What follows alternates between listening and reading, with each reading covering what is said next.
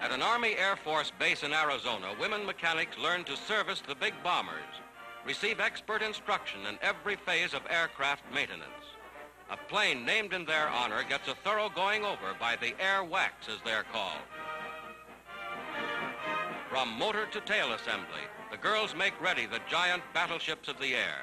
65,000 strong, they relieve men for combat duty.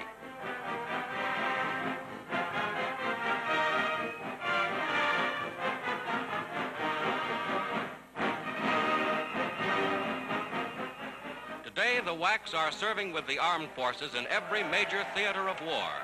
The first contingent to arrive in Australia gets a real welcome.